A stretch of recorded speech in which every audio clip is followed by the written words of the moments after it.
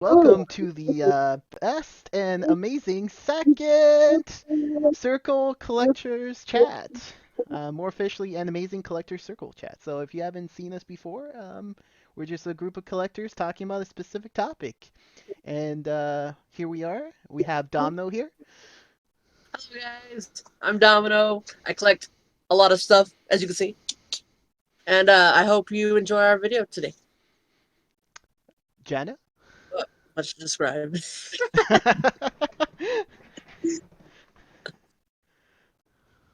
Hi, I'm Janna.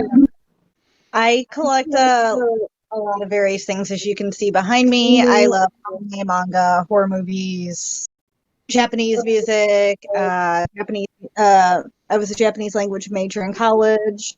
Wow. And I also help run a Japanese music podcast called Ongaku to You. I haven't been on there lately, but I'm usually one of the people who writes and translates some of the articles. So nice to meet everyone. Hope you enjoy today's video. Thank you. Okay, so I guess we're just gonna go down the line. Yep. Might as well. Go ahead. So I'm Caitlin. You can't really see my collection because I'm here at my grandma's, but I mostly collect for the Yu-Gi-Oh franchise, for the Persona franchise, mostly Persona 5, and for the Code Geass franchise, because they're my top 3 franchises that I have a lot of passion for. I do collect some video game stuff. I mostly stick to merch compared to the rest of the group, who tends to get a lot of anime and such on physical media.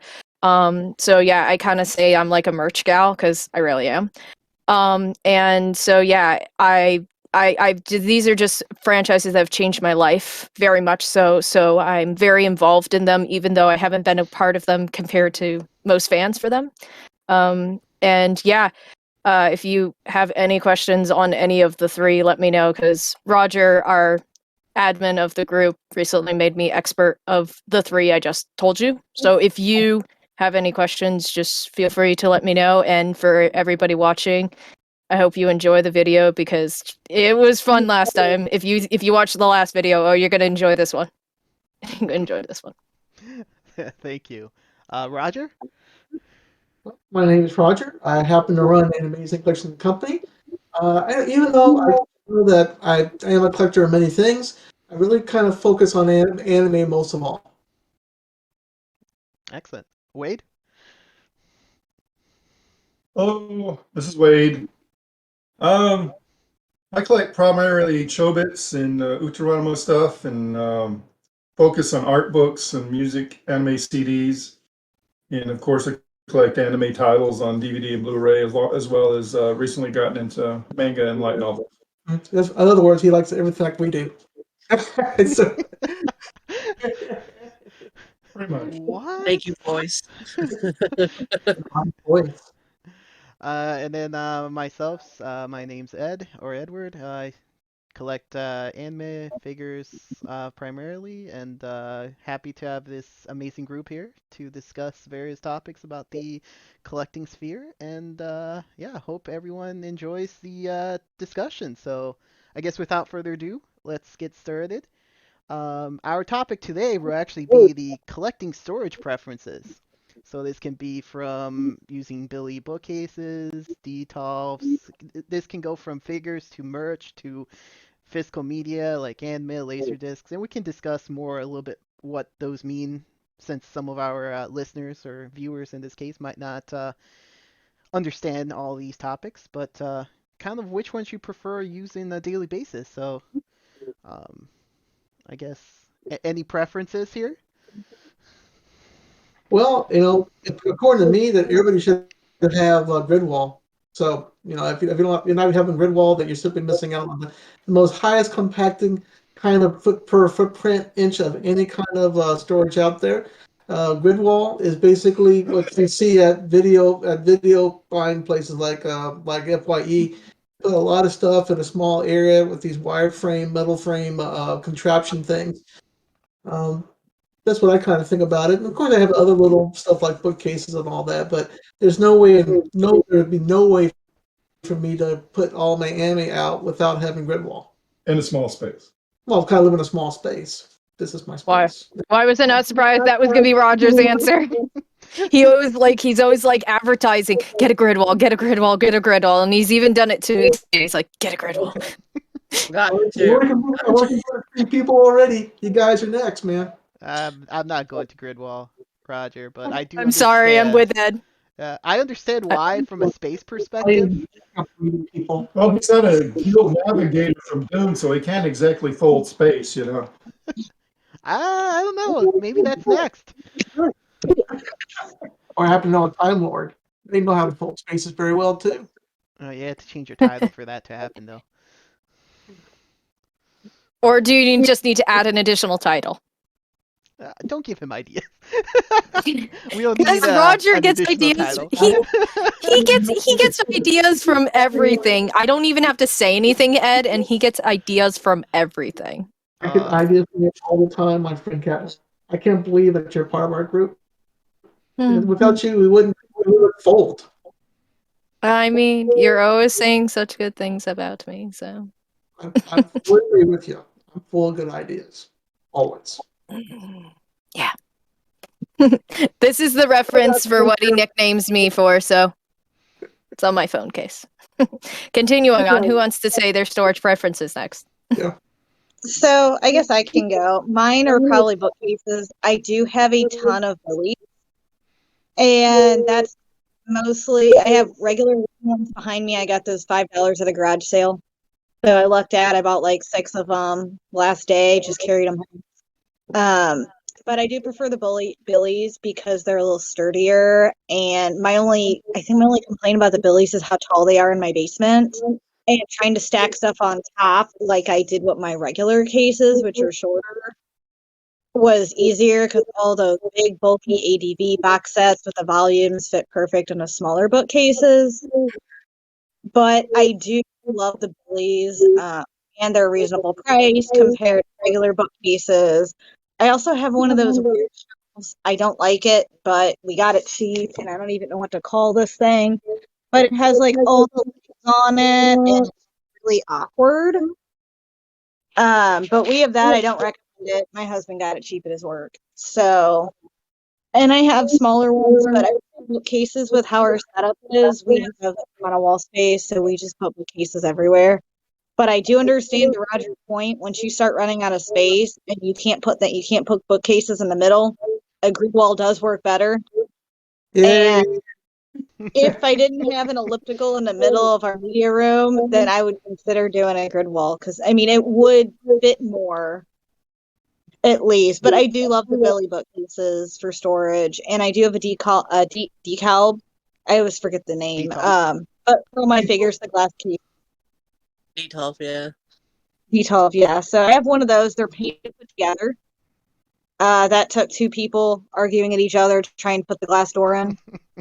Oh my god. But I love that for the figures because it's a great display case, and it is really nice. So they look nice. It was fun trying to put together. But any of the other, even the displays are really nice for cases because I have a couple of those too.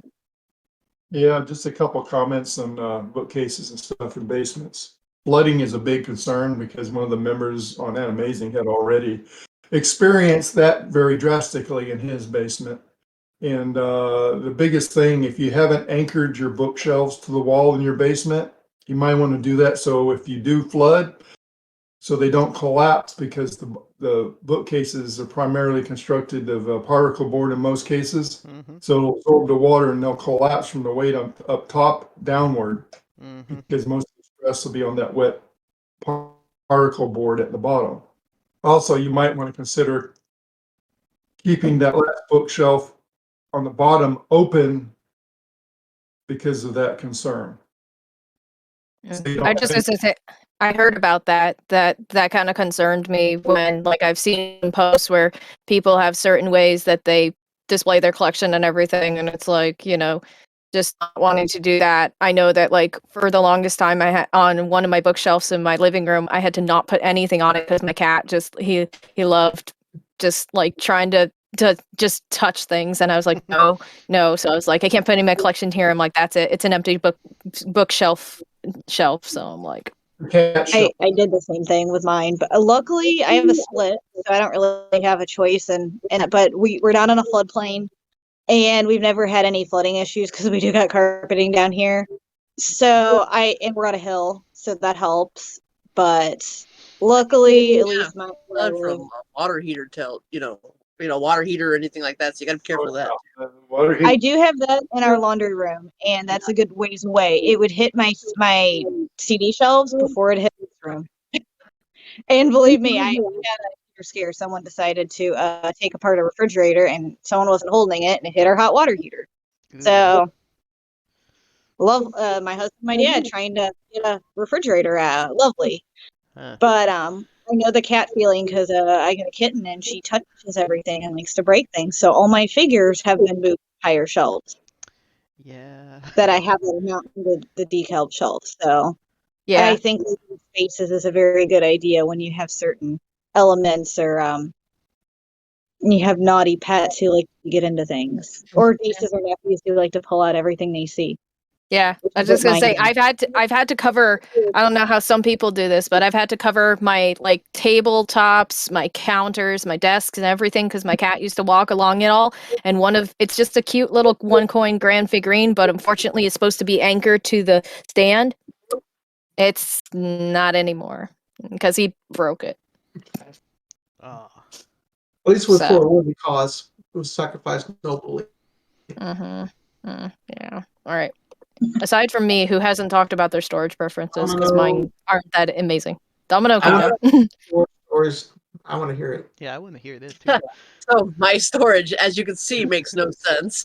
I have bookshelves of varying sizes. I have a Hastings shelf in my living room, and I have a few Billy bookcases. Whatever I can get my hands on, that's my storage. I'm trying, as you can see, I'm moving stuff around. It's been like an unending battle because I have this horrible impulse to keep buying stuff. So The piling group's crap. helping you on that. The group doesn't help at all. Join the club, Domino. That too. Like I said, An amazing storage wars. Oh my god. Oh my. Like I didn't realize the Blu-ray for the other El Hazard series had come out, and I saw someone post it. I'm like, I need that, so it's on my way now. From Right Stuff. That's like a So, yeah, great you guys way to get help. more stuff. Yeah, this group Well, really does that. I must admit, having outside storage is a good deal if you can find an air conditioned place. Like I happen to have one of those. If it wasn't for that, I would have been like, no room. It's just for no room. So there is storage Being on for top of the car. Outside my house.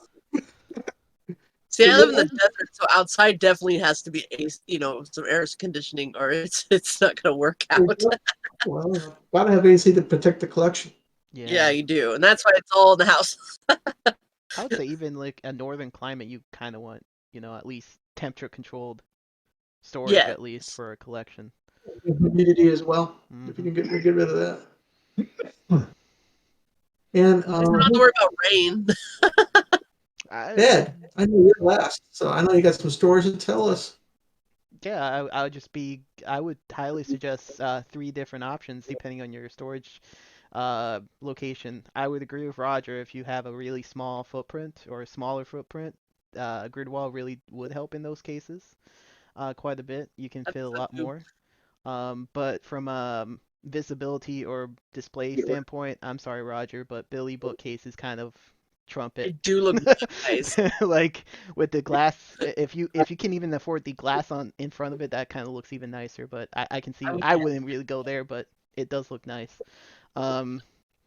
But I would suggest Billy in just general cases if you have like a somewhat small or medium or even a large space. But when you get to a large space, I would actually suggest built-in bookshelves, to be honest. Oh, I would love that. Because Yeah, matter of fact, the lady that had the shelving on the wall across, that was beautiful. Yeah, if you have the space Oh yeah, and you have a room dedicated, that's the way to go.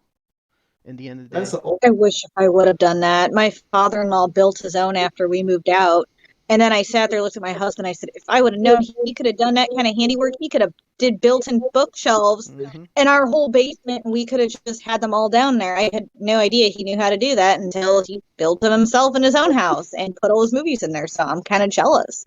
But they do look really nice. Like, I love going in houses that see them. It's just gorgeous. Mm-hmm. Especially when they're all together like that, and they're like not, different levels and different where it looks like something out of hell, but nice and orderly. Like, you just walk in, you feel, wow, this is awesome. Mm-hmm. That's like the final frontier, in my opinion. Unless someone has a even further final frontier than that.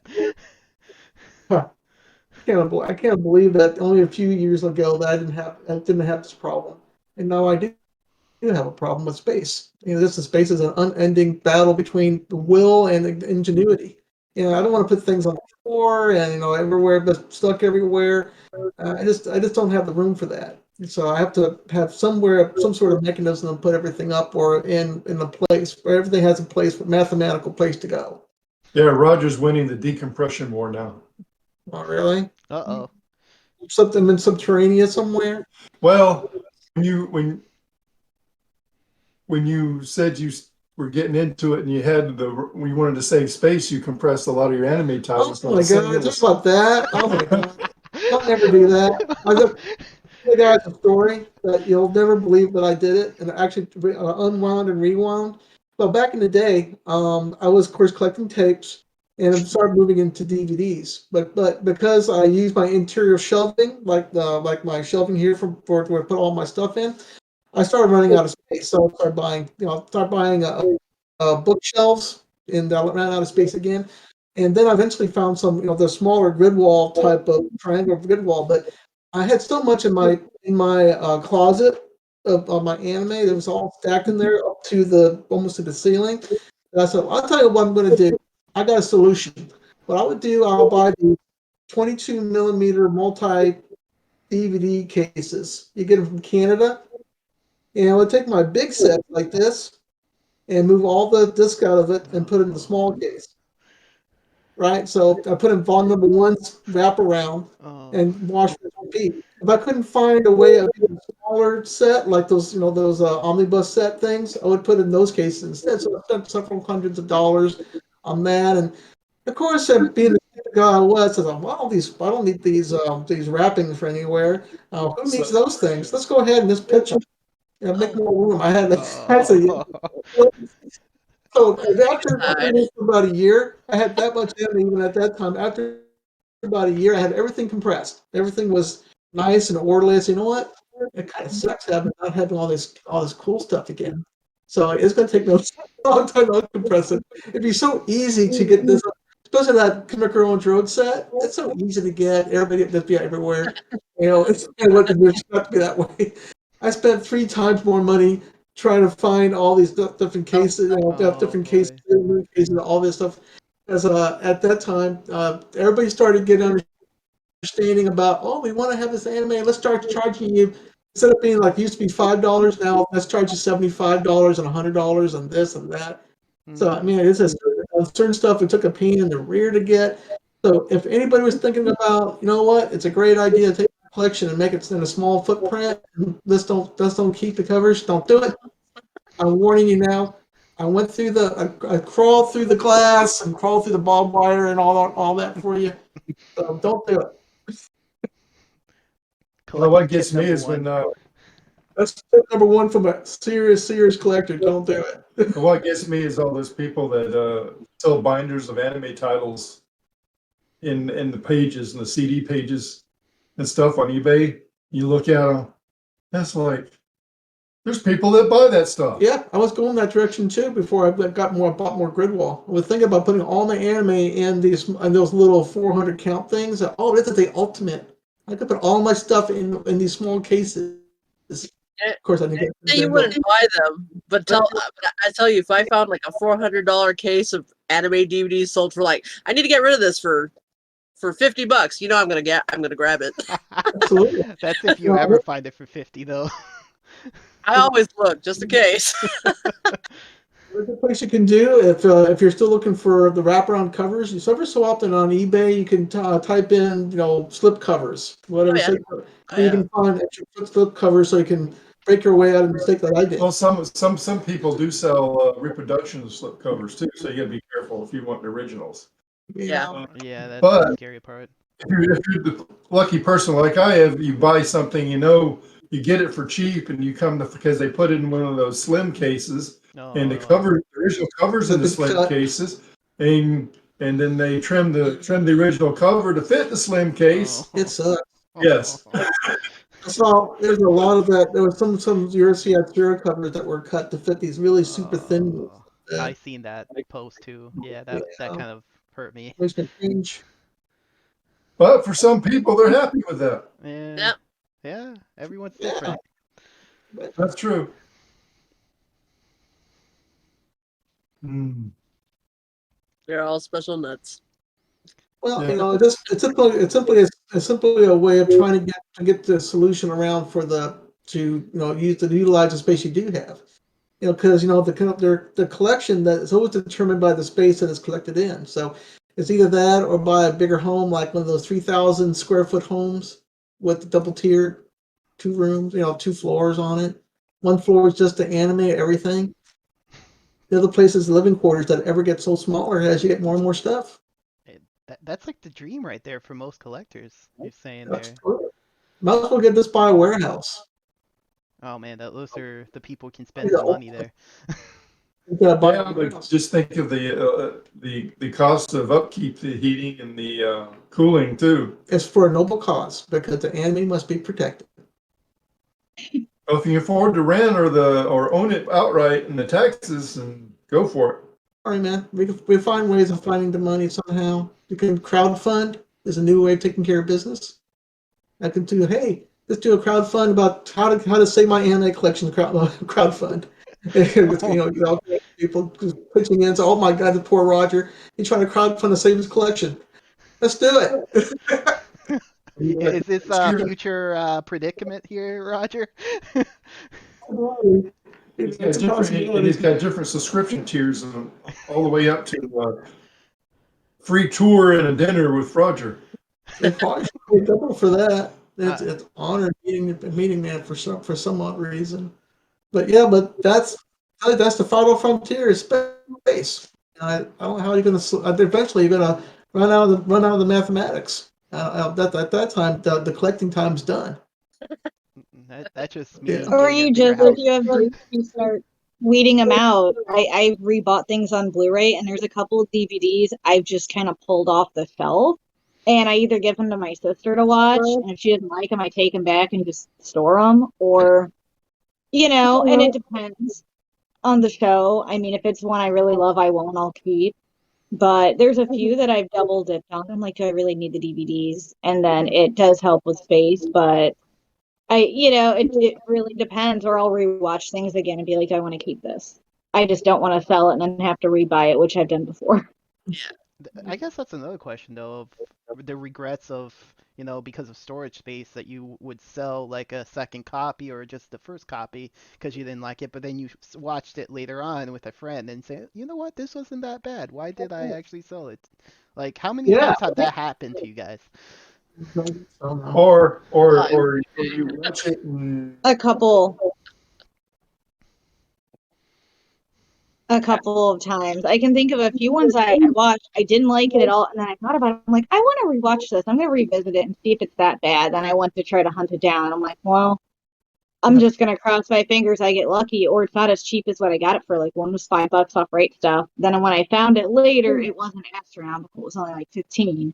But I was just more mad I sold it in the first place instead of giving it another shot before I decided to sell it. And I've done that a couple times.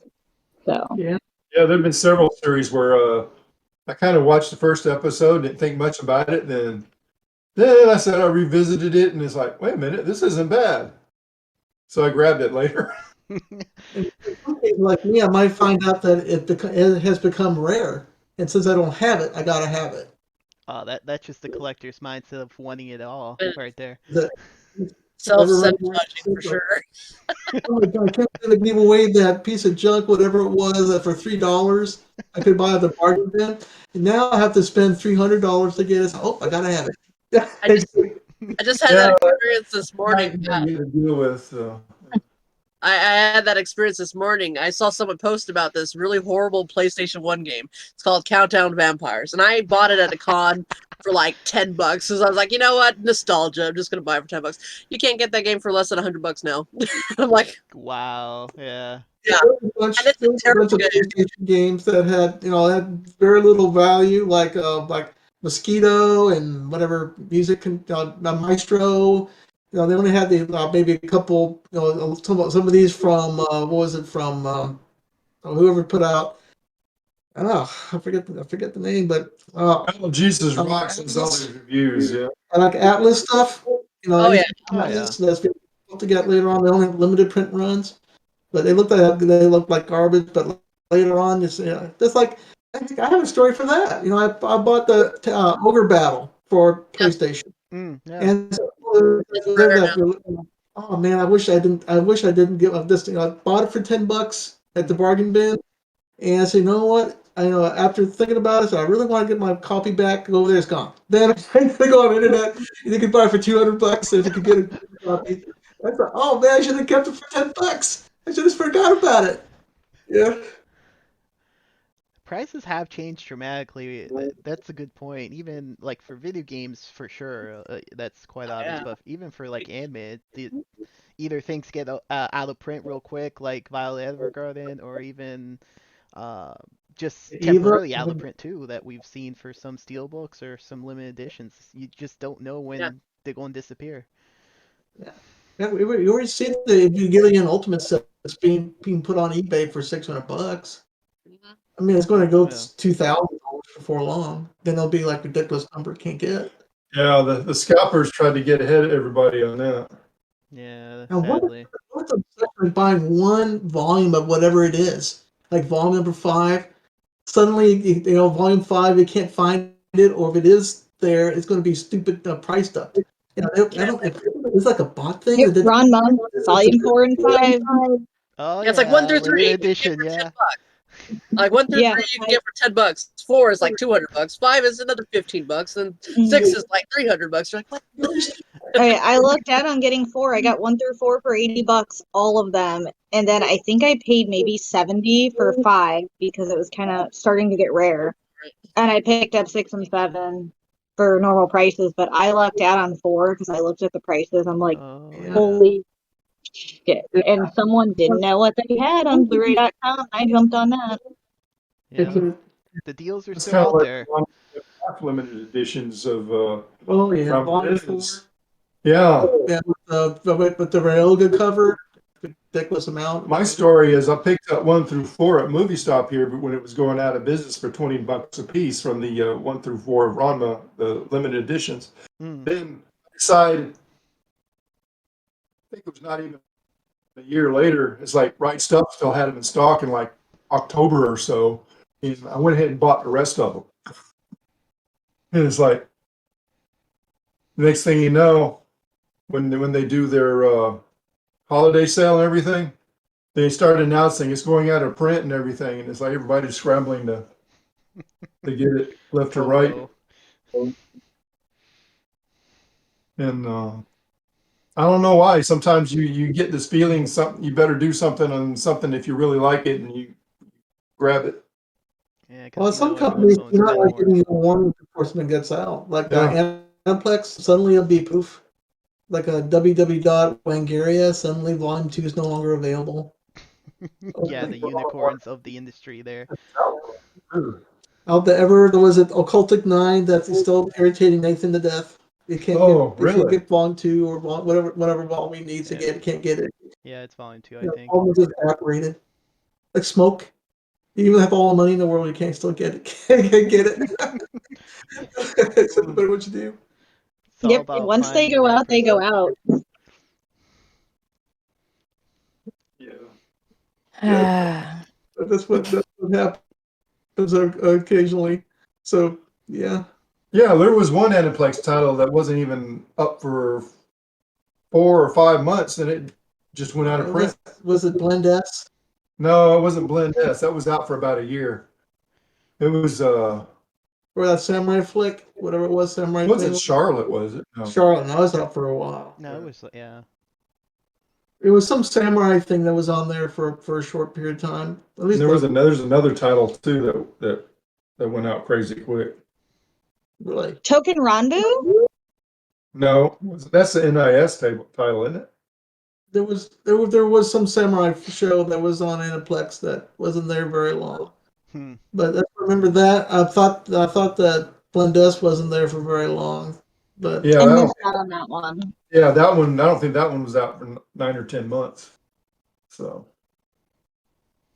yeah. Again, buy Anyplex when you can. yeah, absolutely. Or So release Banana Fish. yeah, I'm starting to slowly catch up on my Aniplex. also sometimes there's another situation where you run out of room quickly because the company decides to put out a weird box.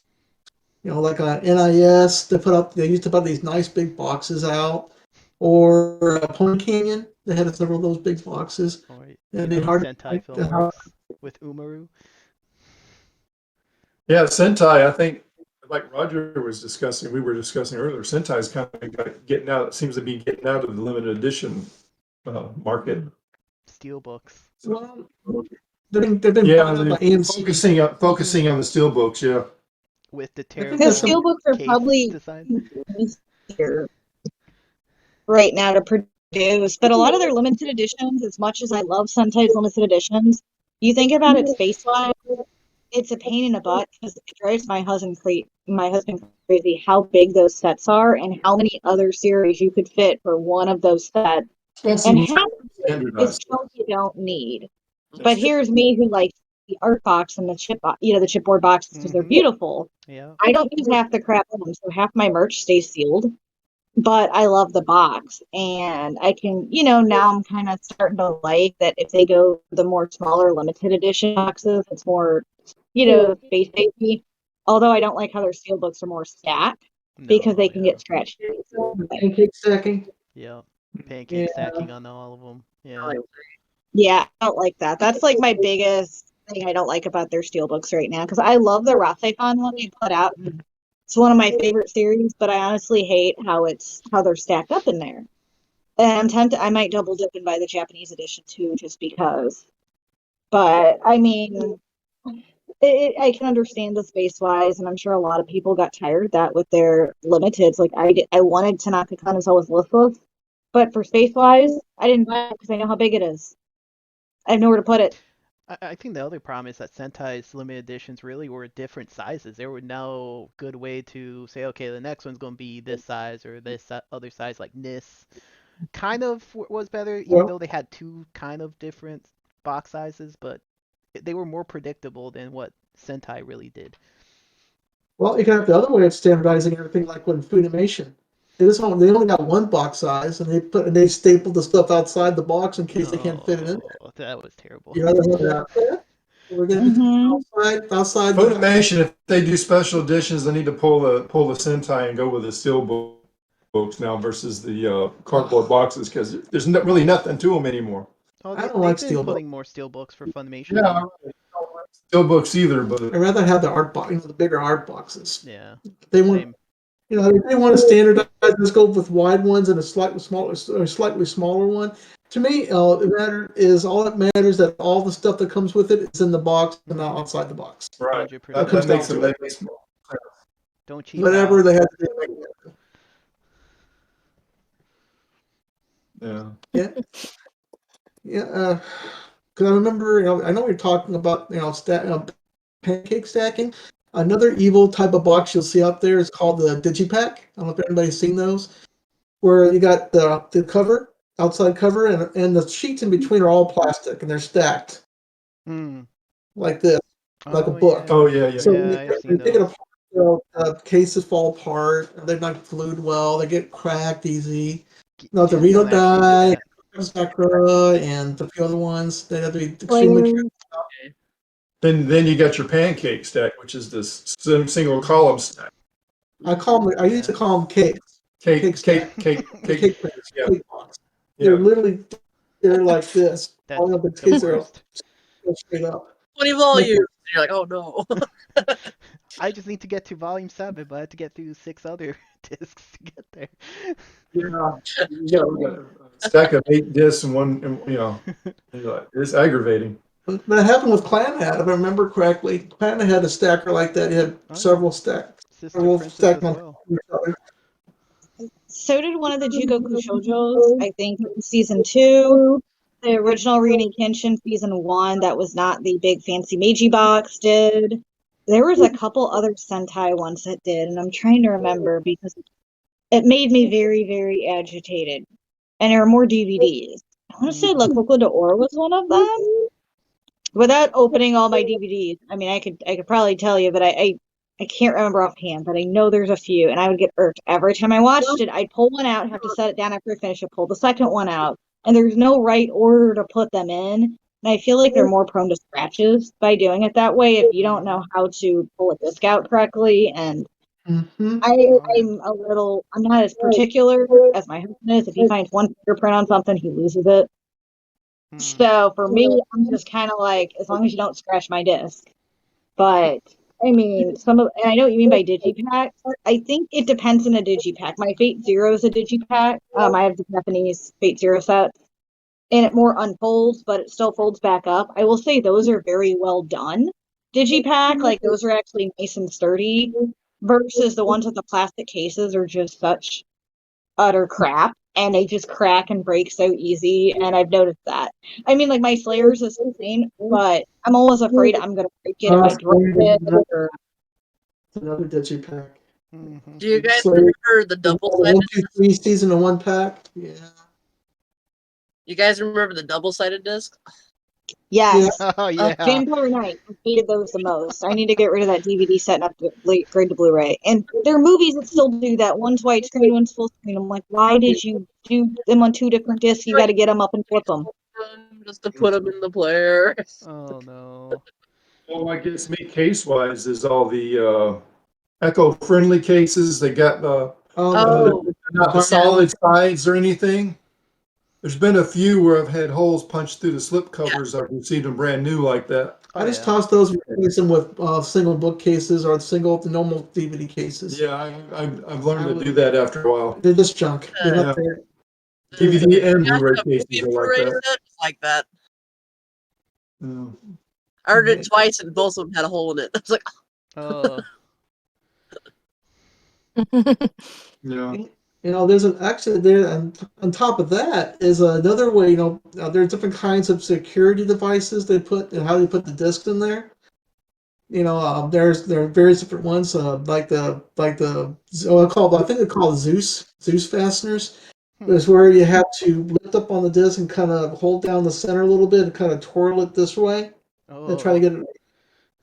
Because I like the other ones, like the better ones, I like the yin yang ones. You get the yin yang, you push down on it, and then it just pops out. Yeah. Right, but this one's an evil one because you feel like you're bending your DV like a taco. Oh yeah. It's gonna snap for sure if you just do more. But you have to get out. You get in there somehow. You gotta get out of there somewhere. Well, So it's yeah. either bending the DVD or actually the case itself just rips it out. And then you have a broken case. I hate the one with the teeth. Like the Nana one, I had an experience. I got my Nana, and you flip it upside down, and you can hear where the teeth go. I'm like, oh. My Rasefan did that. It made me so nervous. I'm like, okay, which teeth are broken? And that happens with most of my Funmations. I always get broken cases with Funmation because their cases are so cheap now. And I swear, every single one is a broken case. I've just been like, well, I guess we'll buy like empty cases, like the better ones, and just replace them. But still, it's frustrating. Yeah. Yeah, I've built up a collection of empty cases just in case one comes in bad. I don't have to hang out with a bad case. But once you stick them in the grand grid, I forget about it. Yeah, piggyback on what Roger was talking about earlier about those anti-theft devices or those stickers or etc. whatever. Is when you find them in manga. Sometimes they're just they're Then what really gets me is when they actually stick them to the book inside Oh yeah. or on the cover on the inside. I bought a Okay. used book. And you with can't get them off. Yep. And it rips the artwork off. Is that If Oh, you're something yeah. not I've seen careful. today? I haven't seen that recently. That's Not anything. at the store I buy mine from, but I think it depends store by store because I found them in a few. Now, back when Borders was open, my goodness, I had a ton of those in there. I get the right stuff Oh, too. yeah, that's rough. That looks horrible. Yeah. I bought this used, so I expected that. But yeah, I just had Okay. this one recently, and I was like, oh, man.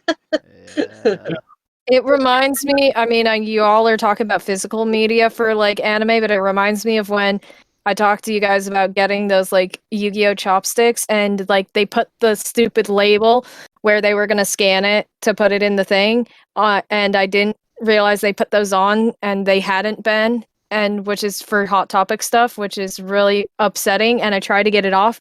I'm like, sorry, we're done. I'm not getting it off. And you can see in the picture, sadly, you can see when the light hits, especially the Dark Magician one, you can tell where I took it off. And I tried to, like, just like how Domino has his thing, sadly, I could not make it good. I hate it when you have to do that for, like, anything you collect, when they have to put that stupid stuff on and you're trying to get it off so you don't destroy whatever it is. And unfortunately, yeah, nothing can save it from that type of stuff like what Domino just showed us. It's really upsetting. So that's why if you saw a picture of like with the blue eyes chopsticks from when I posted them, yeah, I kind of gave up and was like, nope. Another thing too is places like FYE and other stuff that shrink wrap their dish sets and stuff like that. I bought a copy of Camp Planet Cuties in the limited edition box. I didn't realize that they had used a heat gun to shrink the shrink wrap. So once they got the shrink wrap off of it, it had been so hot when they heated that shrink wrap up, the constrictor around the box, it actually delaminated the glue and it started peeling. The cover on the box started peeling on the top and bottom a little bit. Oh yeah. Really gets aggravating. that Oh my happened to God. Darker Than Black season 2 for me. They did the Yes. same thing, and part of it started Right? peeling. Yeah. I hate that. I mean, I don't get a lot of anime on physical media like y'all, but like I'm not against like how the company who's done the Yu-Gi-Oh dubbed ones has done it, but whenever they like actually like do you hate it when like I don't know how to describe it, but I'm sure y'all can, like the little thing in the middle, how it has like a bunch of little things and that's how it can pop out the disc. Yeah, when some of those are broken, That's what I was but talking you're about. not the reason that they broke.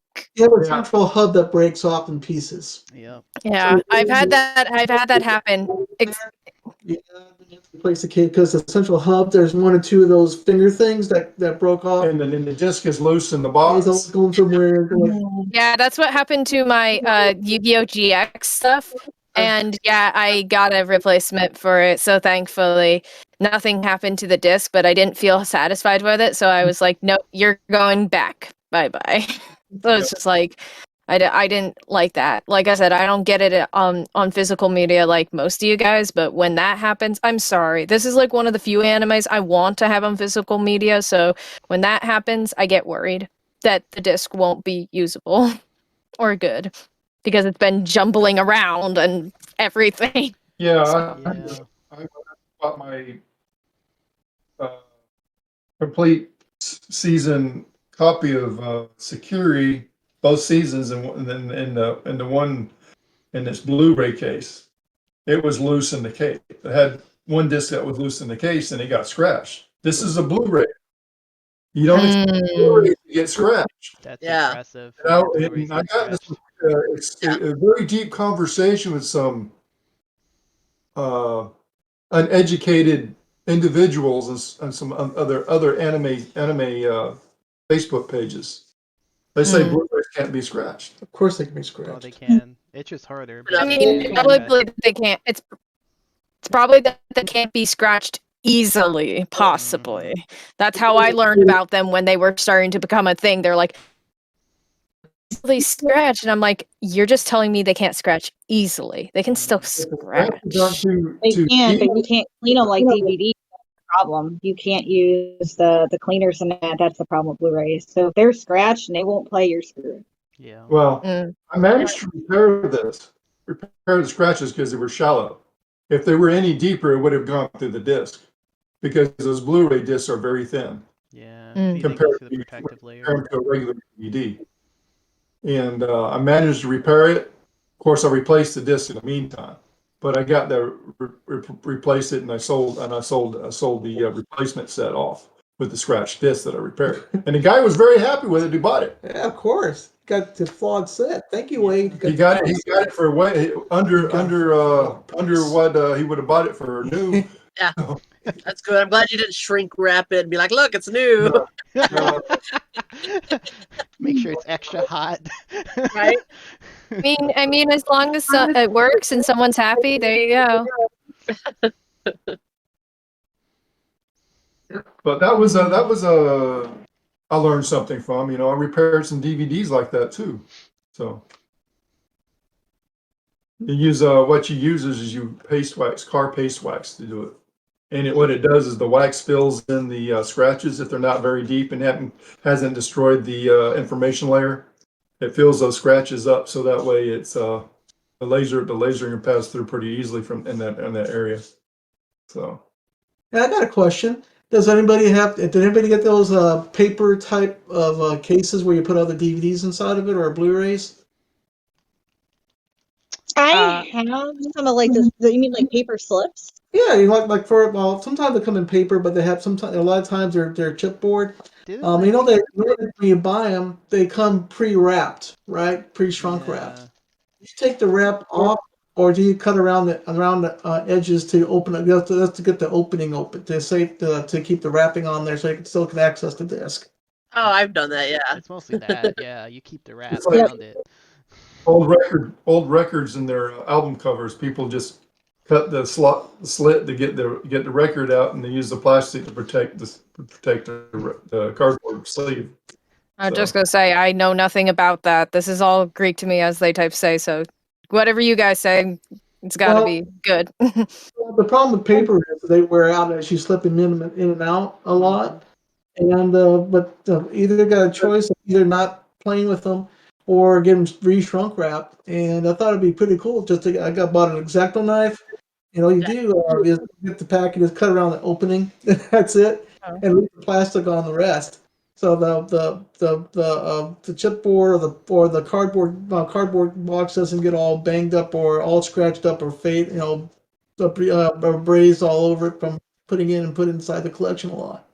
This isn't like so much like along what you said, Roger, but this is like the result of you need to be careful when you open something. So this is my season 1 of Yu-Gi-Oh! GX. Now this is my stupid fault. Look at the volume in the middle. See how it's got a little thing? It's kind of like getting ripped. Oh, I can kind of see it now, yeah. Yeah, I'm sorry. It's the plastic and the lighting in this room is crap, so it's not like... Yeah.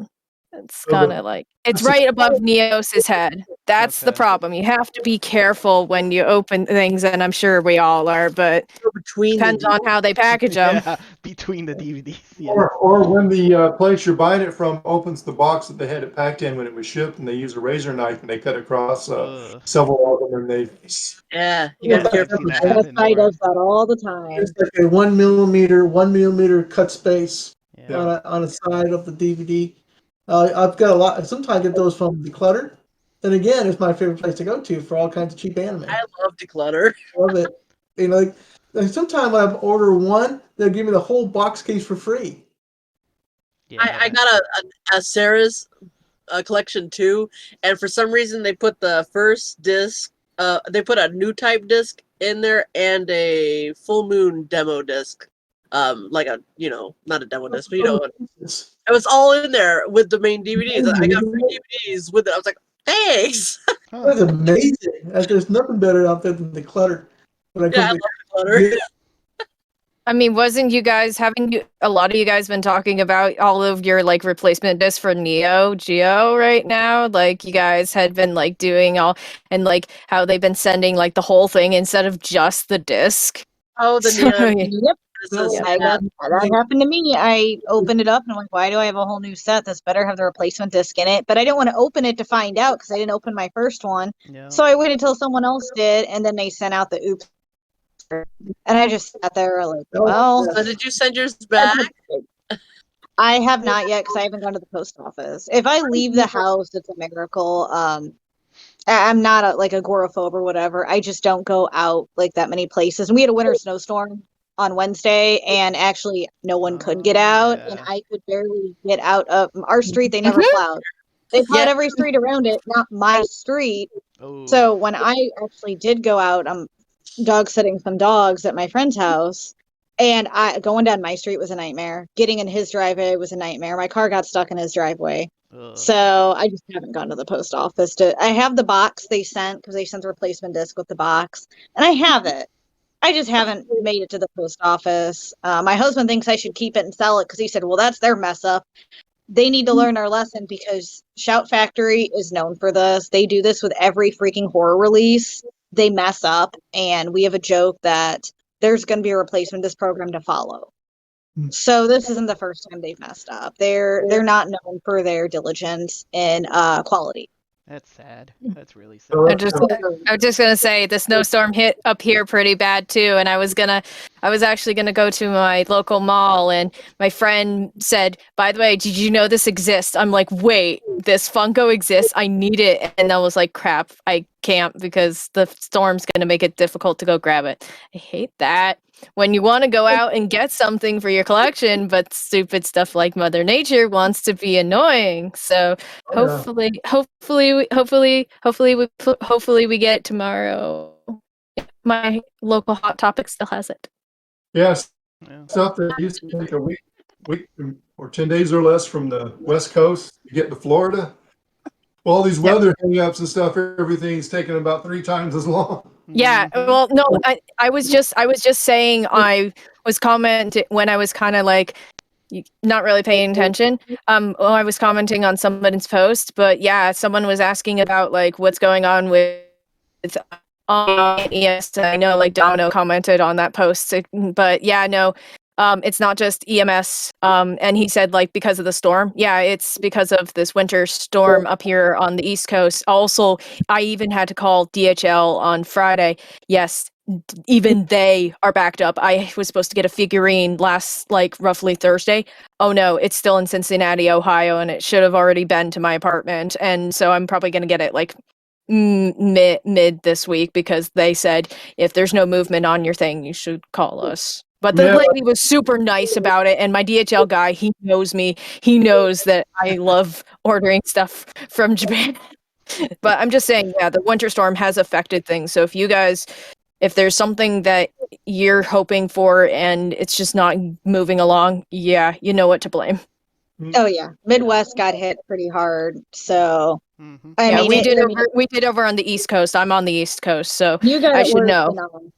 I mean, we got it bad, but we didn't get it. I mean, like where I was at, we missed a lot of it. If you went a couple cities up, they got probably 24 inches of snow. That's more than we did. That's more than we got. 10. Wow. I got 10, but I got 3 inches of ice first. Oh my gosh. Where my grandma lives which is where I am, we got like 17 inches here, but where I live, we got like 15. That is okay. But I don't want to deter from Ed's topic because that doesn't really explain storage stuff. But to answer the earlier question, the only reason I didn't chime in is I don't really have a storage preference because compared to you all, I collect merch, and merch is a whole nother ball game when you're talking about how do you store it, because it's not just a set of DVDs or Blu-rays or videos or whatever's to store. Oh no, merch can be all kinds of different sizes. And so it is fun to figure out how you store all that, and I've run out of room. as you clearly saw in one of the pictures that I posted one time. Yeah, there is. It looks like I'm partially living, partially in a storage unit because, yeah, there's boxes all over my apartment with stuff in it. So that's kind of my storage thing is that, yeah, I just put things wherever I can and I've run out of room for displaying things. And no, I don't need a grid wall, or Roger. I don't have enough room for a grid wall. I can't even put up a beautiful table that I take pictures of all my stuff for my collection that I post for you all. So I can't do that. Yeah, Edward Cannon's next title of a show, Anime Pickers. Are you sure it's not Storage Oh my Wars? gosh.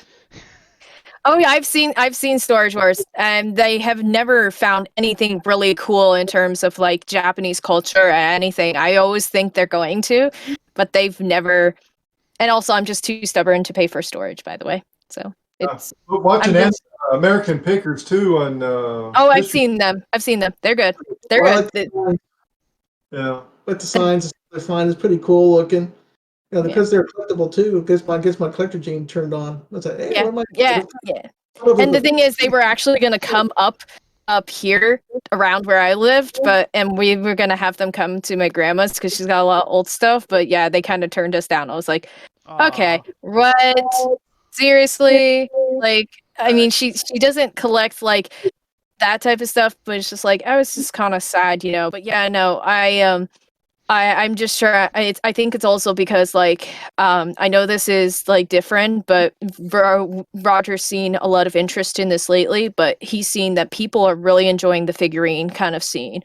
A lot of like figurine collectors and whatnot, and that's also a big problem with stores sometimes too. Regardless of if you want to display them or not. Ready? I don't have most of my figurines out in like a display case or any of that. They're all in their boxes. And remember, they aren't the same size. So that makes it more difficult because you're going to run out of room quicker. Like, especially that new Seto Kaiba one I saw. How big do you think that box is going to be? How big do you think that box is going to be? It is going to be big. At least. Well, I have this, my favorite figurine that I talked to you all about. The box is huge. We found our way taking care of business that way. Well, I've run out of room, so I'm just saying. I mean, I've kind of gone the long way around, but my way for storage is put it somewhere that will make it so that it doesn't like get destroyed and doesn't collect as much dust as normal and as much, or if I can, try to display it. Like I remember staring in front of my desk in my room and being like, how am I going to fit all of these new Yu-Gi-Oh! Funkos that is coming out? Where the heck am I going to put them? And just staring at it all and just wondering how I'm going to display them. I'm sure everybody just stares at an area where they're going to move things and wonder how the heck they're going to figure things out. That's been my dilemma for 30 years. So how to store stuff. So if it wasn't for anime, it would have been something else. But how do you keep the plushies clean? That's one question I always thought about. I don't know. I know that most of my Pikachus look like they like have so much dust on them that I'd have to throw them in the wash. Like that's an example because I have a bunch of Pikachu plushies. I don't wash any of my plushies because those I just don't. large Ziploc bags they use for storing blankets. Clothes. Check out. Yep, blankets, clothes. I do that for my plushies. Actually, the zip seal ones where you can like store sweaters. I bought a ton of those when I used to work at Bed Bath & Beyond. And I stored all my plushies in there because I love Care Bears and My Little Pony. And I have a lot of original Care Bears. Most of them are out on display. But I also have like some Lion King plushies. We have tons of Pokemon plushies from back in the day, and it's because my sister was obsessed with them. I was, so when someone bought one, so I have the Pikachus that are like humongous. I have Togepi, I have the Talking Mew, the Talking Pikachu. I mean, we have like so many Pokemon plushies that are worth a lot of money now, but I put them all in those plastic bags, which is a really good way to store them. It keeps the dust out. It keeps the spiders out. No spiders. Yeah, random talks about a spider. I hate spiders, and when I used to keep them on the beds, I have one bed where I do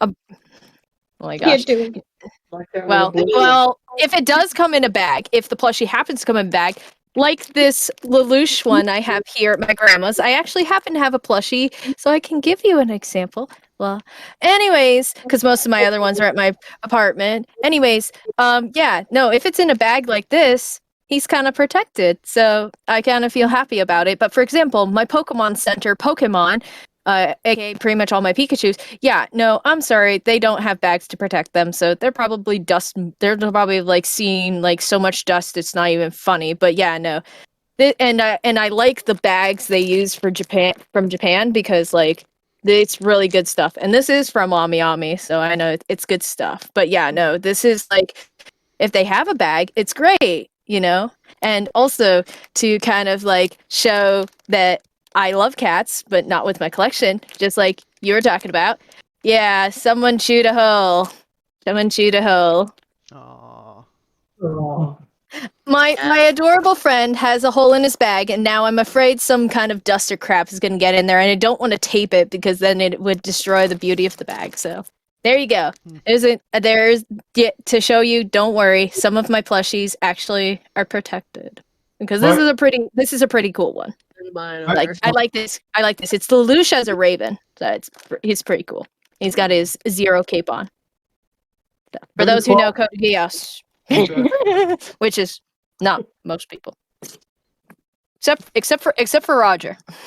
I think I'm not involved with plushies. I don't know what to do about it. I just don't have any more room for stuff like that. You say that But- now. Yes, Yes. it's not going to Yeah, happen. I promise Says that you. now. I got some of those. So, But- Roger, Yeah, so you did say that about figures, by the way, Roger. how many figures do you have pre-ordered right now? I don't have any. Well, there's actually 1, 2, 3. Actually, I can legit check how many I have pre-ordered.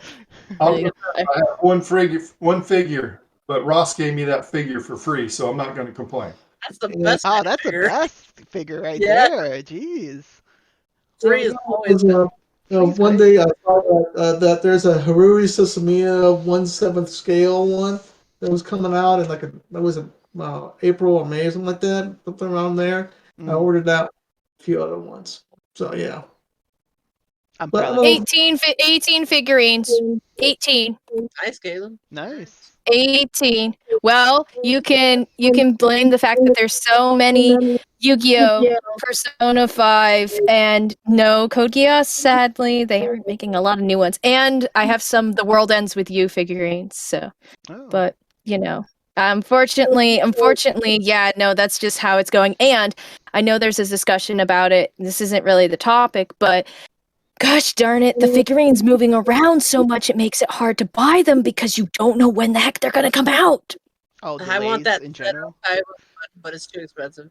But the one thing I definitely want to do for y'all, because somebody put me up to it and I want them anyways, is they're like, so are you going to get those Egyptian God card Yu-Gi-Oh figurines? I'm like, yeah, definitely. And they're like, oh, I'm really excited to see those. I'm like, oh, you bet your bottoms I want those. I want those figurines. They are very beautiful. And they have done a great job of showing how just exquisite they are. And they've gotten moved like 2 times, maybe 3.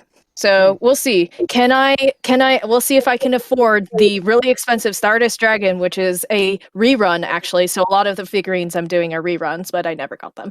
And my favorite Egyptian god card, Slifer the Sky Dragon. We'll see if I can get them this month.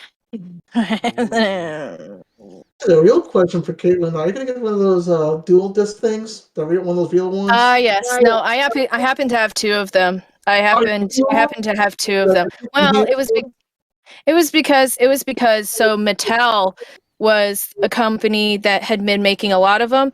They made the Battle City one, which is the one everybody knows. Then they made the season 4 one, which people love season 4. Season 4 is amazing. Like it's really great. It's yes, that one. Yeah. A friend of mine has it, and I'm so freaking jealous. It is such a cool dual disc. is. Like, but the thing is, it's like, yeah, season 2 and season 4 are like the populars of the original series, and then they made one for GX because it wasn't so angular.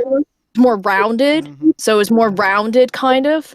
And I got that because I was going to do Jaden for cosplay. Oh. I mostly got these for cosplay reasons. And then they actually, the last one that I know they did, besides all the other newer ones they've been doing, is they did one for Yu-Gi-Oh! 5Ds for the protagonist Yusei Fudo, which actually, if you like 5Ds, I'm going to hopefully be getting Yusei's figurine in April because his figurine and Stardust is by the same company who made the dancing Makoto Nijima figurine that I got. So that's why I'm thinking the Stardust one will come out this month because they did move the figurines, all three of them from the same company. They got moved in release date, so I'm thinking I'll have them. But yeah, those are the dual discs I know. There is one. It's just a Battle City one. It's a newer one for Seto Kaiba, which is the main rival character for the original. And it actually has a bunch of his voice clips from the Japanese voice actor for Kaiba, which is a good voice actor. I love the dub the most, Eric but Stewart did a I good do job. enjoy. Dan and Eric have a really great relationship. They're always together at conventions, and I really want to meet them. They're great people. But to answer the question, so that's one of the newer ones. I don't think it's been in the like Western market. It's mostly been in the Japanese market, but it is a great duelist. And then apparently there's an even newer one, which I don't know what that one is about. A friend kind of alerted me to that, and I'm not considering that pillow that everybody talked about. It's cool, but it's not like an actual dual disc you can do stuff with. Real dual disc. Yeah. No. Not a so much pillow. real dual discs. It's more of like it's just a thing that's like a dual disc, but I'm talking about the things that the dual discs, a lot of the older ones from Mattel, because they have a little life point counter, and if you put batteries in it, you can and there's little arrows where you can change the life points, which is really cool. That was just really nice because in the anime, obviously, and in the manga, which the manga is the original source material for Yu-Gi-Oh, obviously you see it change digitally. So their life points go down. You watch as it goes down. But this you have to change it yourself, sadly. So I it's learned so like much about Yu-Gi-Oh! Thank God for Caitlin. Absolutely. Yeah. I would never known about all the other subtleties about the life meter and all that kind of, I just thought it was some sort of contraption that kept your cards in one spot. Well, That's- pretty much what it was originally for dueling. They had this is pretty much they're projecting what's on the card, so it's like a holographic. It's like a hologram of the monster in a sense, a 3D kind of like hologram of the monster. And originally, you had to stand at a stand, and then there was a huge field with a grid kind of and that's where the monsters popped up, and also you put down all your other cards, and then you had a little area where you put down all your cards, you have your deck and everything, and that's how they dueled. These dual disc, Kaiba started to revolutionize being able to duel anywhere. That's what this is like. It's like, anything that you can think of in any anime you've seen, any game you've played, anything you've seen. This is a mobile way. Think about it. Isn't a landline phone, that's a phone, but isn't smartphones and cell phones, aren't they a mobile phone? That's kind of like what this was. This was a mobile way to play the card game. Play Yu-Gi-Oh! Anywhere. So, but I don't know much. Like I said, I don't know much when it comes to the trading card game. Ask somebody else. You're gonna be better with that. But when it comes to the anime physics, yeah, I know more about that. But like I said, it was Kaiba who revolutionized what you're speaking of, Roger, the dual disc. That's what it's called because originally it was an actual disc that you just spun like a top, and you put all your cards in, and then you spun it like a top and just flick it, and it just keeps spinning to keep the hologram going. Pokeball thing, and he threw the Pokeball. Yeah, something similar to that. But yeah, that was the original one, and then this was Kaiba's upgrade in season 2. And that's the one that everybody knows. And now it's just been throughout all the different series. It's just been modified and stuff. But the good old dual disc you're talking about is that way. While you guys are talking, I can actually grab pictures because I have pictures of it. I have pictures in my... Excuse me. I always grab pictures from my Google Photos, so I'm always able. That's why I'm able to. You're like, well, how are you able to do this so quickly? I have the picture saved. So, but I also, in one of these pictures, there's also the little graveyard area where you put your kind of. Well, it's kind of like your field spell. There you go. It's your field spell. So let me put in the chat. Let me put the most basic of basic ones. So, and both of my dual disc have a ton of dust right now. So you're lucky that these pictures show them in a very nice kind of undusty kind of like way. So, and let me see. So make sure. Okay. So that should be there. It is. So that's the Battle that. City. Yep. That is probably the one by Mattel. It's so weird. Yeah. I didn't realize Mattel was the one producing these. It's very kind of fascinating. But this is it. So you want to know it's really cool? If I had it here, I would show you, but I don't. It's at my apartment, and I'm at my grandma's. I don't know what tote it's in, but I do have it because I don't remember if it was me or my sister who got it. But back in the day, I still have all my Yu-Gi-Oh cards. I haven't played. Yeah, I know it's pretty cool. But the one thing is that with this, but the one thing with this, okay, so you're seeing this. This is how the duelists have it when it's activated. Okay, so it's like you can see the kind of angle, but it's a little different. You can activate it. You can actually like push a button, and like it'll move into that position. Yeah, That's no, the nice it's part about it. Oh no, I and think about that. This is back when they didn't have as much technology as they did, and this is just so revolutionary, so cool. Like the fact that they were able to do all that. And also, if you're curious, there is underneath, because I'm a cosplayer, so I've cosplayed Yu-Gi-Oh enough, so it's really annoying when you have to have this thing on your arm for hours and it hurts. No, there's actually a black little sock thing that can actually give you comfort, because there's like these two gray. Oh my gosh. I think Alex overslept. He just said he overslept and he's not going to join us, because I think he did say he wanted to join us. Yeah. So. Aw, that's too bad. Well, at least we know what happened to him. But yeah, there's these, you can't see it in my picture, but these gray parts of it, and they can kind of like dig into your skin. Like if you don't have something like that. But if I have, like, for example, with Yugi, he has a jacket. If I have like another piece of fabric for some clothing, I feel like it's a lot better, because it's like, do you want to have this pressed up against your skin and hurting you for hours? Like, no, you don't want that to happen. But yeah, that's the dual disc when it's activated.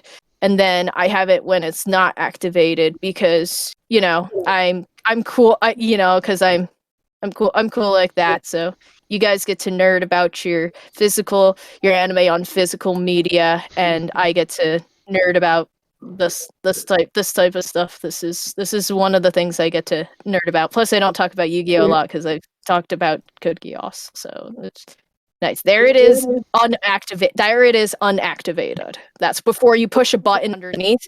But it's kind of like, it's not like a push. It's like you got like that to the button, and that's when it's not activated. And the little slots are for all your face down cards. So you just put a card in, and you know, I don't have an actual Yu-Gi-Oh card on me to like show you, so I can just like show you via an amiibo card, because I love my amiibo cards right now. But yeah, you would just like put this in the slot. That's what you would do. Yeah, and also the little like kind of like step type thing, little step things at the bottom. That's how the card stays in there. It'll stay in there, because how else? What if you're doing like the cool poses like in Yu-Gi-Oh? If you do this, then your cards are gonna go flying over. Exactly. So they were smart back then. Mattel was smart back then when they made this, and like when Konami thought of the idea, and then that's just how they did it. But the thing is, the GX one is a little different, because the thing is that now this time I'm going to show it to you before it isn't activated. Because let's start from that, and then let's go forward. Oh. Hey, Do we have Ross. to introduce? Do we? Oh, Ross. Yes. Are We you got gonna a new do? Are player you gonna right do? here. Wait, he's got to introduce himself, so I should stop my rant for a minute. Okay. Okay. Everybody is legit enjoying me just derailing the whole conversation. You did so. What are y'all looking for an intro, though? Well, Just, say your name or look like collecting. yeah. Okay, I'm Ross, and well, I collect anime, figures, manga, memorabilia, all sorts of things. Awesome. So Yeah, I mean, say that again. how do you store your stuff? Yeah. What's your Topic at hand. preferences for storage? Pretty much wherever it can go. From the standpoint of the figures, I actually like to integrate the figures into displays, either like in front of some of the anime that's on shelves, or in various like clusters of figures that either kind of have a related scene or a related size or look, or kind of anything in that regard. But more or less one that will just create an interesting display, I guess. Just whatever happens to appeal to me. Because, at the end of the day, I'm the one looking at it. I guess that is the most Certainly important. sharing it and all, but it's, how, like, certain people will be like, oh, well, such and such should be displayed in this way or that way. I don't see rules to it. So, and I would put my camera on, but since I'm driving, Oh. Be Probably careful. why. that's why I don't have the camera on. Oh, I used to say I thought you were in your house or whatever. Yeah, no, I'm just using hands-free and talking that way. How was But But breakfast? no, I'm actually driving back from Biloxi now, back to where I live in Florida.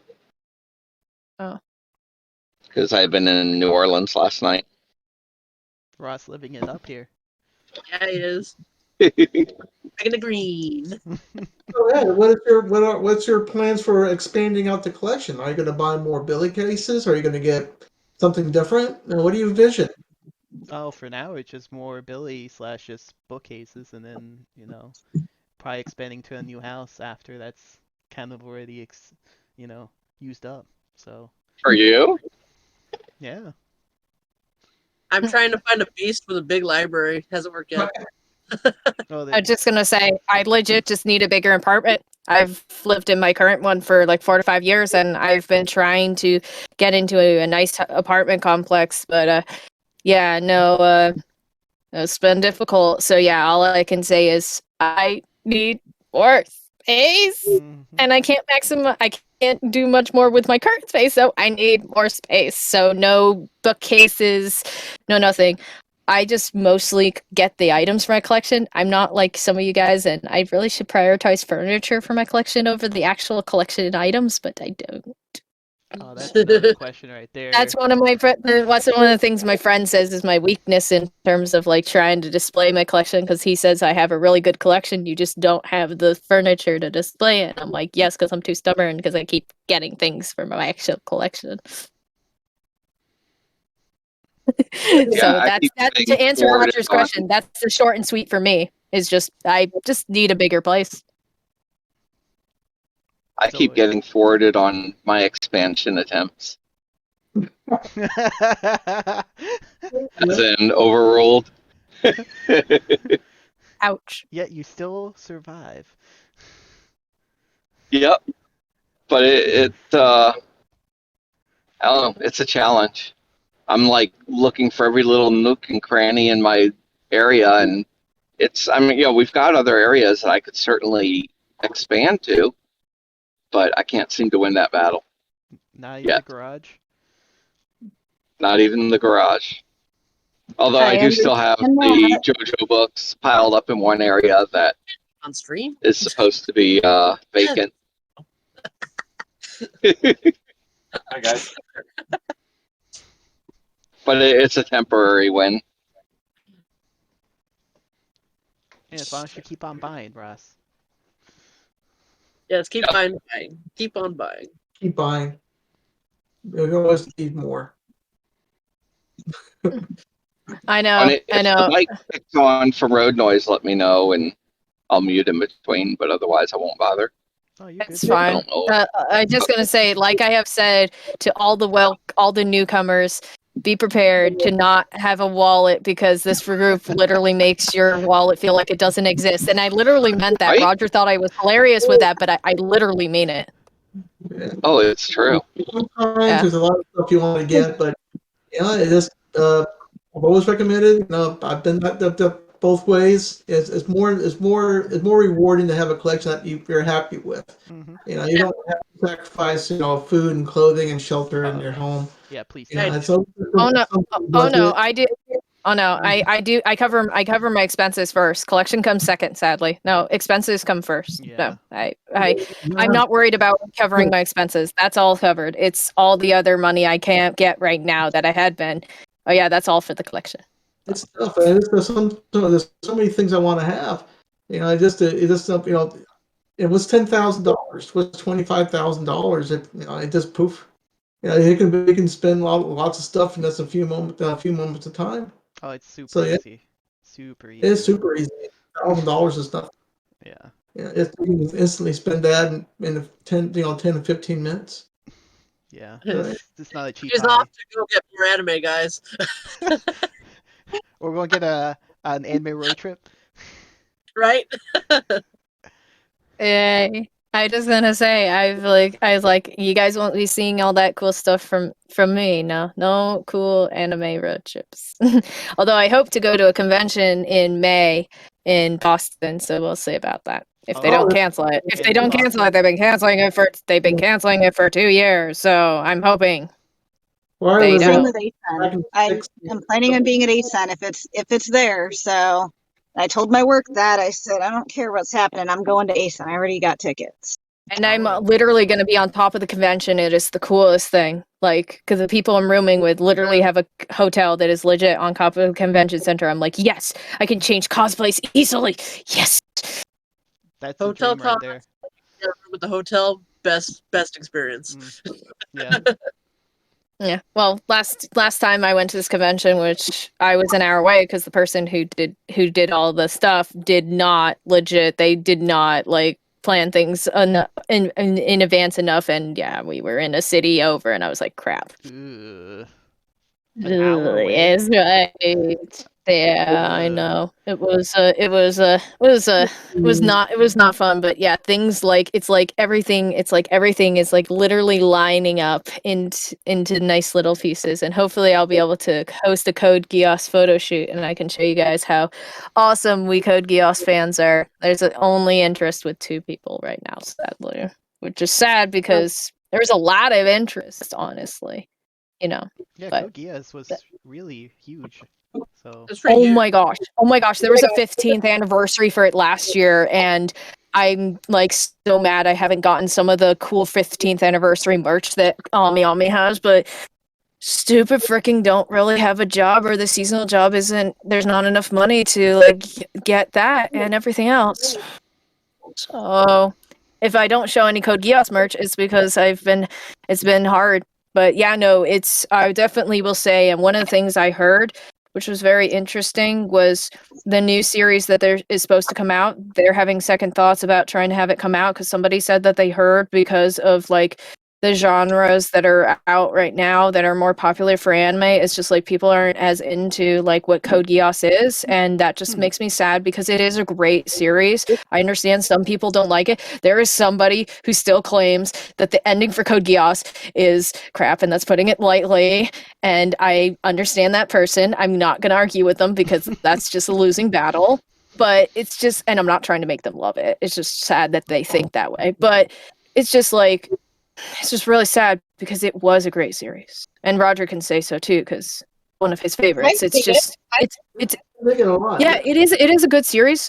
For those of you guys who haven't seen some of the more recent stuff, it is very good, and I will tell you the Code Geass Lelouch of the Resurrection movie, not the recap movies because people don't like those as much, but the Resurrection one, that I think is it's like that when you have this franchise or a series where it brings fans back. You hadn't had them for a while.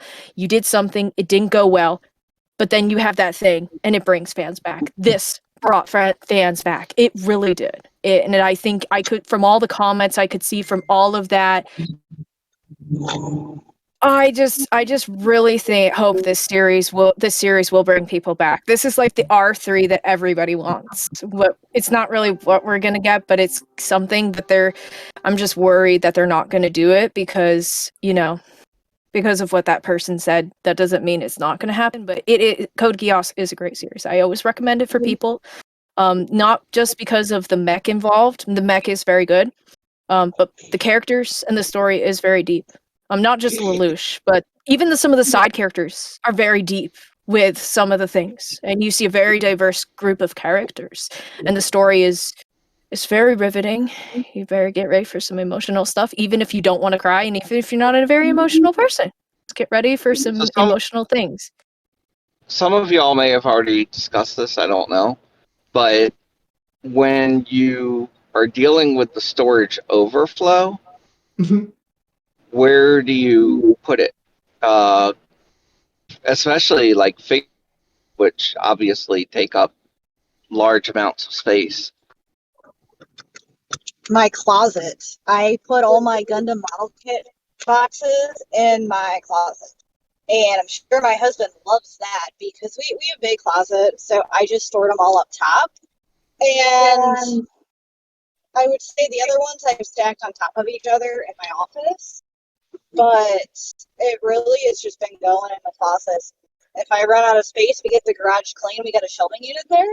And I'd like to start moving onto the shelving unit, but that's probably another year or two because we can't even fit 2 cars in our garage. Oh, wow. Pretty much it, closet. Or fit 1 car, I mean, because it's a 2-car garage. So I would like to clean it out. I'm a storage unit for my sister who lives in an apartment, so I get all her surplus of crap.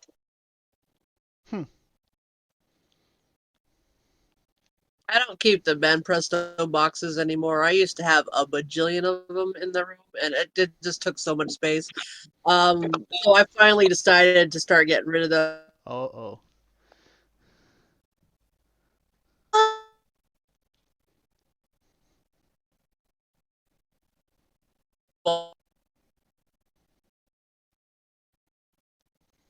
But I do keep the really nice ones. You know, the ones that are actually worth collecting. I've kept those. I'm just gonna say I like to have everything when it comes to anything I collect. So I get your preference, Domino. Just well, if you had over shiver. Well, it depends How on your about, space. have y'all considered at any point tossing out the plastic but keeping the box and folding it flat? The problem with that is then in the unlikely event you do this, Sal, is that what you're trying to say? Sorry, you're breaking up a little, Ross. Yeah. Oh. You're a little choppy. Sorry. Might be Yeah, an area. Yeah, he's definitely in an area where it's super choppy. Yeah, but I think I understood what he meant though. I have no plans to sell any of them. That's why I'm not really worried about that. And there's a lot of figures I do keep in the box, which you can see some there. And so I've just finally decided, because I had so many boxes, that I had no choice but to start being a little more picky on that and just toss ones that I don't think are going to be worth much. I'm sure I've tossed some really good ones. Who knows? But yeah, if I want to keep the figures going, I'm just distracted by the voice walking backwards. So what's your percentage that you've kept in box and haven't kept in box then? I think it's probably more boxed than not, and probably about 70-30. I would think 30 would be the opened. So most of them are still in boxes. So. Oh, with the boxes at least, right? Yeah, they're still inside the box, and yeah, I haven't opened them. Fortunately, I haven't been in that situation where I have too many boxes yet. Now I have a place. I go to drop boxes at yet, but I suspect that in time, if I really do like collecting figures, it's going to be a matter of time. What to do about with all these boxes hanging out? You got that storage space. If the figure without the box is like half the value. I don't understand. Yeah, and that's if you're not selling it. You gotta ask yourself those questions. want to go down that dark path. So yeah. It's a really dark path. And the box is often used to help legitimize the figure. Yeah. Yes, it Yeah. is. That's a Another huge one point, there too. Or just the I box saw is amazing as well. videos on those The art on it. dendroids, and they figure out how the boxes is how they determine another way to determine if the figure is real or it's a Chinese ripoff, whatever it is. Exactly. Yeah, so you may, if you're a collector, you'll have to keep the boxes. Yeah, like I just opened that one that you guys saw. I posted about from Dragon Nest Argenta. I've kept the box for that one. So, you know, I hope Oh. you did. It has value. It's gone. Ah, the value's So not I- gone. There's the box. yeah, this one still has its box. I have not. This is a box I'll probably keep. See that you got to pick and choose. I don't know. I just really like it. I think that's probably like one of the reasons you can run out of room is because certain items just you keep certain things of them that you don't really need to keep, but you keep them anyways for certain reasons. But I don't know, I don't know. That's why, for example, when I was going after this one Lelouch and Suzaku figurine, it's a very beautiful one. It was for the 10th anniversary of Code Geass, and it's based on one of Clamp's artwork, and it's a very beautiful piece of artwork that's based on. Most people were selling either Lelouch separately or Suzaku separately, also without their box. Ooh. And that just kind of upset me, and that's also why it took me so long to find it, and I had to get it for the price I did. But I will be honest with you, it's one of my favorite figurines in my collection, and I do have it complete and in the box. So that's also why I think for some figurine collectors, depending on what figurine you are after, it could take you longer because most of the time, not all the time, but more than half the time, what I've seen is people will sell them without the box, which makes sense. But for those of us like myself who are trying to get it complete with the box, oh, you got your work cut out for you. Doesn't care what kind of figurine it is, doesn't matter how popular it is, and all that junk, or whether it's had a rerun or not. I'm no expert like our figurine experts in the group, but one thing I have noticed just from observation is that it depends. The battle can be brutal to get the full figurine if you're after that, which is unfortunately, guess what I'm after. So that's why older figurines like that, it's just takes a while to just get them. Unfortunately, the only figurines I have here are two that I just took pictures of and have not posted about yet. But yeah, I don't have that one. For example, if I did, I would be rushing over to my living room and grabbing it because it's easily accessible. But the box for that one, for example, is absolutely beautiful. I know that just about all of the figurines I've bought, except for like I would say the Papa Parade ones and the Figmas and Nando's, I'd say furtherwise, all the other ones, beautiful boxes. Very beautiful. I think you guys have seen. I've shown off some of the reruns of those Yu-Gi-Oh figurines. They have those beautiful, cute little windows that are like done in some shape. That's like just stuff like that. It's just I look at it and just like, wow, they took the time to make this look so beautiful. They didn't have to. They could have just given us a box, which says what it is, and show the figurine. But they took the extra mile to actually show all of this. And those are the boxes you Like keep I think usually. that's just, Yeah, those What are is boxes. it? those are the boxes. Those are the boxes you keep. Yeah, I would say for me, the best figurine boxes I've seen is of my L2 and C2 figurine, and definitely of the one I just mentioned, my Lelouch and Suzaku clamp art figurine. Those are definitely, in my mind, the best figurine boxes I've ever seen. They are absolutely beautiful.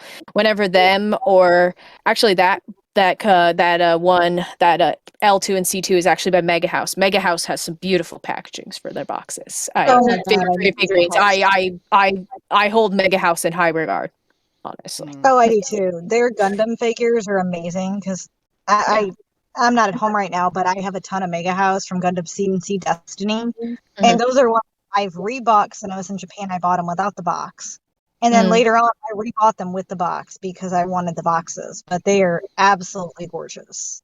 Yeah, and most of the ones I have on pre-order actually are by Meg House, by the way.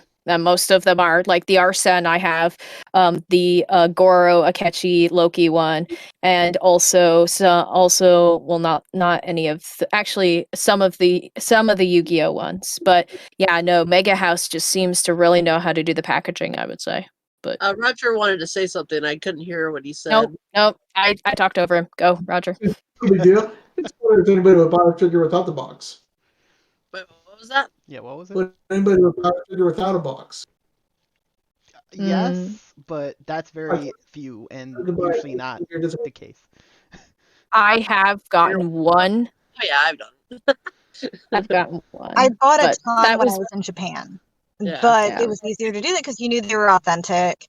Yeah. And they had such a wide selection. I also bought a lot of the Gashpon figures, so I actually have Ah. like a whole curio cabinet. Like it looks like where you keep your china in of just the Gashpons of Gundam Seed and Sea Destiny. Oh wow. So in those cases, like over there, I bought them, but if buying them over here online, I would never do that. I'd buy them new with boxes because I wouldn't trust any other way, to be honest. I always feel this would be a great Yeah, no, selection, they only great topic coming That's up good. of legit open box, not open box. What you prefer from a figure standpoint. the only reason why I got it was of Taya Gardner, aka Makiya Zanzu, the main female for Yu-Gi-Oh's original series. The only reason, and it's just a little 1 coin grand figurine, so I'm sure a lot of you guys know those. But anyways, yeah, no, it was legit. Back when I didn't know much about collecting and all that junk, and I was at a convention. It was one of my first times at a convention and yeah, they sold her without the box. But the only thing is, I'm gonna probably go after that Anzu figurine again because she's one of those ones where she has little speech bubbles that you put on her stand, and she came without the speech bubbles. So I might have to get her again, and obviously with the box. The box isn't super crazy ultra awesome exciting, but it's definitely a lot better in terms of looks than those Pop-Up Parade ones. The Pop-Up Parades themselves look great, but their box is just kind of plain in my mind. So that's the only figurine I have without its box. All my other figurines, I've been fortunate. So anyways, all right. I have no problem with used figures at all. I mean, if they're in, good enough to excellent condition, and that's within the parameters of what I'm willing to own. If anything, it might save me a little bit of money here and there. Yeah, So yeah, I have no issue with it as long as you know what you're getting and you receive what you expect. Yeah, as long as you know you can verify that it's not anything but legit. Okay. Yeah, I don't have any problem. From my level of interest on figures, I wouldn't mind. I wouldn't mind if I had the box or not, as long as I have all the stuff that came with it. Yeah, if I can help it. Yeah, because like for example, this one figurine I want to go after. I'm not sure if my friend's gonna give me her copy of it, and I'm not sure if it's the original run of it or if it's the rerun version I have. But the original run of Pharaoh Attempt from Yu-Gi-Oh! It's the same from the same figurine line as a lot of those Yu-Gi-Oh! Reruns you saw me post last year that came out. He came out in June, and originally, this is talking about all of the items that came with it. If you pre-ordered it, yes, for those of you who know Yu-Gi-Oh, oh yes, you got the cartouche with Atem's name on it. You got a cartouche you could wear with his name on it. That is so cool. That was like the pre-order item, and I thought that was really cool that you get it. But obviously, I don't think they did it for the rerun. I haven't opened my rerun because it's for my friend, but I don't think they did the cartouche. I didn't see it in any of the listing on AmiAmi, so I'm not 100% sure if they did. But stuff like that, Roger. Oh yes, I would love to get stuff like that. Especially when I get the L2 and C2 figurine, I did not even expect them to have concept art. These are like outfits that we've seen in one thing for less than a minute in the series. Concept art. That stuff is cool when you get stuff like that with stuff. This is also why I love getting merch, because you get so many cool things. So, welcome to why I like to collect merch. A lot of collectors will have their own thing, some have their own way of taking care of business. Mm-hmm. This can't. It's impossible to collect everything. It's impossible. What? It's not. Roger? I've learned What? that I've learned that the hard way. I don't wanna be the person to be like it's impossible, because I'm usually a very positive person, but I have learned that the hard way. It is definitely going to be impossible for me to collect everything I want to, because the 3 franchises I talked about at the beginning of the video, which I don't need to say them again because Ross knows them well. And so, because he just joined. But anyways, Yu-Gi-Oh, especially Persona 5, since that's the only one of the Persona series I tap into, and Code Geass, they're huge franchises. There's no way in my lifetime I'm going to get everything I want for them. Plus, if you think about it, I tap into video games some. There's no way. There's no way. So I just get what I can, do what I can. Plus, some of you guys get gifts all the time. You this and that and yada yada. I'm just all by myself over here trying to get this collection to be what I want it to be. So yeah, that's kind of why it's like, how they say every person for themselves. Yeah, that's totally me. So that's why. So I don't want to say the impossible, Ed, but I'm sorry. Yeah, I kind of agree with Roger. Sadly, it's just kind of how it is. No matter your life situation or anything, at the end of the day, we all are people who just have lives. This is a passion we enjoy. That's nicely said in the end. That's for sure. Yeah, it is definitely a passion, and we have to do what we can do. What can I say? Unfortunately, we don't. As much as this is going to hurt y'all, we don't need this to live. But what? Whoa! I say this and I'm smiling. Okay. Mind blown. Okay, you can do whatever you want to me, but you can do whatever you want to me. You can send me to the Shadow Realm. You can take my heart. You can use Geass on me. I don't care. It's literally why I work. I literally just referenced the three just most basic ways to punish somebody in all three of my favorite franchises. You're welcome. Yeah. Well, there are stuff that I think I wouldn't want to leave behind in case of a problem. But yeah, I don't know what it is, but I do like collecting the stuff. And if I wasn't doing anime, I would have found some other way of doing it. But there's something. It was blades, it was coins, it was seashells, it was rocks. I mean, I've collected stuff my whole life. Just anime related stuff in Japanese culture just happens to be the one that's been taken over most of the time. Actually, you know what's hilarious? I actually did collect seashells at one point. Seashells. I've got it That's too. a thing. Yeah. No, and I've already shown you guys my press coin collection. I've already showed you guys my press coin collection. If you've seen my post about that, I've already showed you my press coin collection. So yeah, I feel like just collecting in general, it's like a force to me. It's something I see, I look, I like, and I want to grab it real bad, and that takes later on. I got more I guess more discipline on it. It's just now I'm funneling all that in one place. Yeah. The one thing that just made me interested is I heard this in the break room at my work last week, as somebody was like talking to someone about their trip. And they were just like, I don't really need souvenirs because photos are just the only souvenir I need. I'm like, ooh, ouch. I would be that person who would get tons of souvenirs, aka that's the collecting gene just taken over and just like, I have to have the souvenir from the trip. Mm-hmm. I just felt weird because I'm like, I get it. Some people don't value having objects in a space, and it's a collection of objects and whatnot, but yeah, we the collectors, we value them in a space. It's no fun just having pictures. Just like it wouldn't be as much fun just doing streaming. It wouldn't be nearly as fun. Look and compare and because I like being able to hug this thing. It's a part of my collection. Like I like to be able to touch it. I don't like to have a picture of it. I like to touch it. Yeah. It's lame just having pictures. I think there's a place for streaming or pictures and stuff like that, especially when you're trying to organize your collection. When you're planning how you want your collection to look or what you want to get. But if they decided that there would be no more, that they're going to confiscate all the discs and all that, 90% of the fun will be gone with it. We were talking last time a lot about like the jump from digital and all that junk. I don't understand it as much because you guys are more into collecting physical media on anime. But yeah, that was one of the big things we talked about last time was like how it's just really interesting how it's changed and how it's going to change how most of us, well, not really me, but most of you guys collect your anime on physical media. Like I remember that was a big topic last time. Oh yeah. want to be more as now we have so much more anime available, or manga, or ton. light novels. There's so much more of it.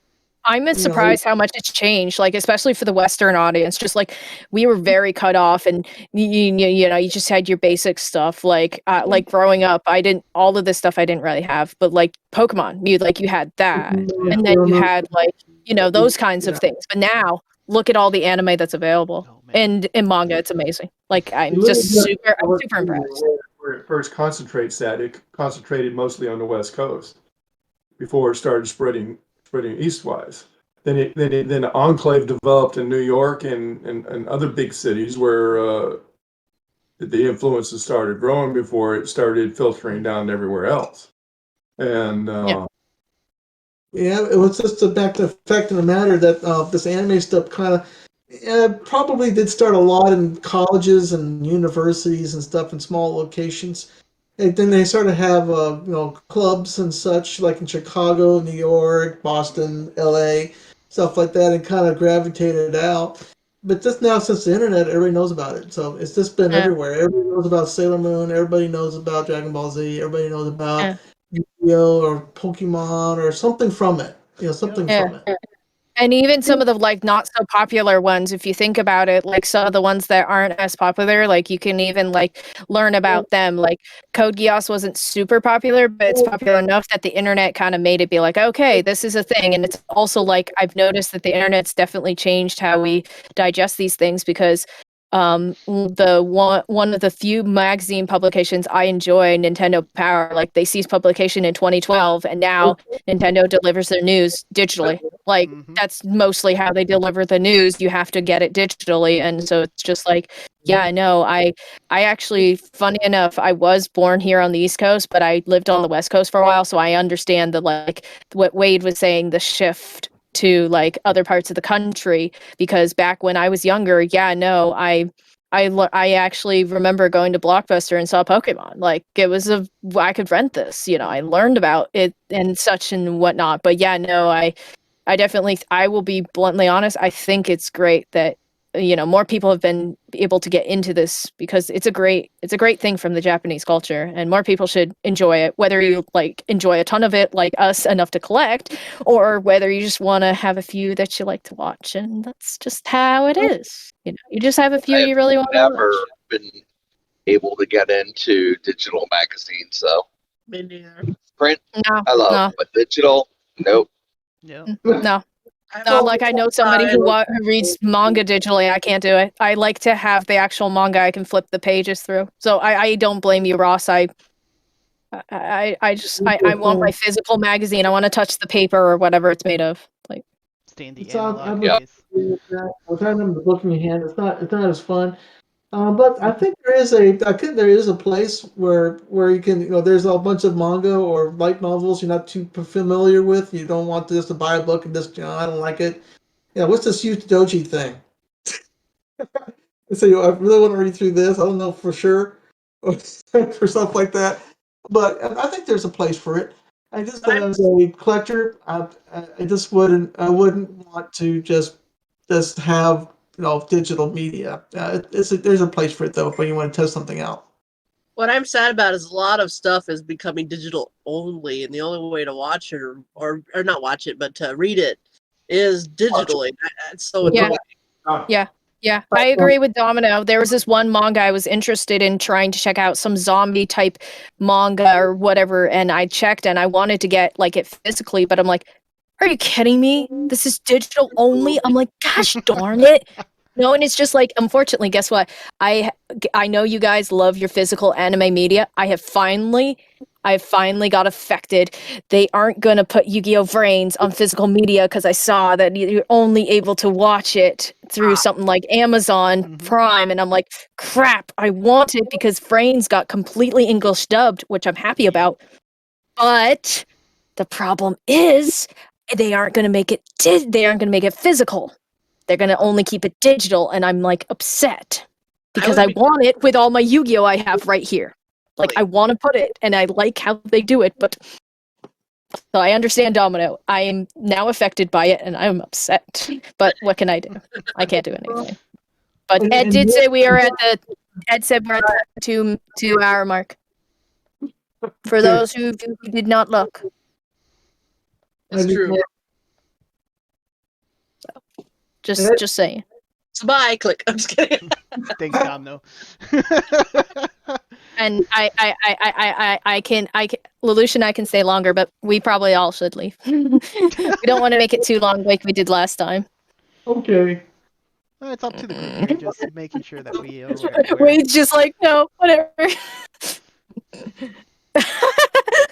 Wow. Oh, well, I'll be honest, Ed, unfortunately, this was a very topic-to-tiered video, just to let you know. Yeah. Well, I suspect they all will be in one form or another. Yeah, we expect something like this to occur each time. It's just a good way to segue in. So. Okay, so we can talk about whatever next time, as long as we start with the topic at hand. Got it. Yeah, I think that works. It works out. Okay, Amazing. I will remember that. I will remember that. I can't believe it's been 2 hours. My God. Yeah. Yeah, it has. It's like almost 3. It's almost 3. So, yeah, unfortunately. I know, it feels like it's only been like half an hour. I know. Wow, you were unfortunately late, Ross. About that, Russ. Yeah, we had an eternal wait for a table. Oh, That was not dear. expected. You just gotta make sure. Well, you have I'm the lucky table I had behind- beforehand. Yeah. I'm lucky I planned ahead, guys. I actually had lunch before this, so I'm not hungry right now. That's But good. last time Roger literally let me know at last minute. So how could I plan? See? I haven't had you here, so thank you for coming. Well, we all blamed Roger last time. I still blame Roger. So always blame Roger. Oh, Always wait. So blame Roger. Always one blame thing Roger. I'm still curious about for any of you who live in apartments, I know Roger's answer. Are you allowed to put up shelves? I'm not 100% sure. I would actually have to talk with my landlord. I know that I actually have been able to. This is not a shelving, but this is something I can put on the wall. I've put a huge whiteboard on the wall near my bed, and obviously my dad put like nails on the wall to be able to put it up. My landlord hasn't said anything about that. There's a ton of nails that were left in my apartment on the walls from the previous person, so I'm thinking the answer to that for me is yes, because my landlord hasn't said anything. That would be my answer, Ross, for me, because I do live in an apartment. I've lived in this one for 4 to 5 years. The good thing about living in apartments is you got to be as non-destructive as possible, especially if you're Yep. a tenant. Mhm. Because Yeah. I live in a duplex, or rather a townhome, and the other side of me is rented out. I own another side. Mhm. I'm in. Mhm. You will not believe the damage and destruction rentals go through with. Oh gosh, I yeah. bet. Yeah. total I'm just gonna say, That with his house, he rented out lots of destruction that they left behind. It's like they had to practically totally gut it because it was so bug infested, roach Oh. infested, Oh. yeah. and holes in the wall, windows broken. Oh man. I mean, it's not the This first looks one. like a horror story. Yeah. Ugh. It happens more often than you think too. It's Oh my bad. god. That's Oh my sad. gosh. All I can say is that I have to keep this up because I have a program that helps me pay for my rent, and if I don't keep things in tip-top shape, yeah, we could be looking at I have to take more out of my pocket to pay for it. So I have even more pressure. Mm. Okay. Well, anyways, we reached the 2 hour price 2 hour mark. With Ed, you're in control. So, you have anything else to say before we disconnect? Yeah, no. Don't let it end. Thanks, Ross. No, thanks for coming in today, guys. Really appreciate it. Thank you for everyone as well for listening in. Hope you learned something new. Sure did. So everyone here or everyone listening, and tune for next time for a new topic, new discussions, and new discoveries. What Roger's saying that he learned all about dual disc today? Yeah, that sounds about right. You're probably gonna do a whole new segment just on that. I expect Oh, Roger to no, have a we dual can't be- disc next time. That's right. No, you want to know what? Everybody expects me to do it. I should cosplay sometime because you guys will love me. I Hey, bet you do it. will. Yu-Gi-Oh No tour. one's stopping I you. will do. I will try to do this one at some point. This is the one that Roger nicknames me after. I got to do him. I have a cosplay for him. I just need to do him. There you So. go. That's your goal. Um, This is Julius Kingsley from Code Geass, Akito the Exile OVA, the OVA that is hard for people to get their hands on. And you should watch it because it's good, and not just because I say it. It is good. No, He's it is good. All right. Well, All right. yeah. I think that's a wrap up. Okay, Appreciate take it. care. See you guys. Take care. Mila Luce, bye.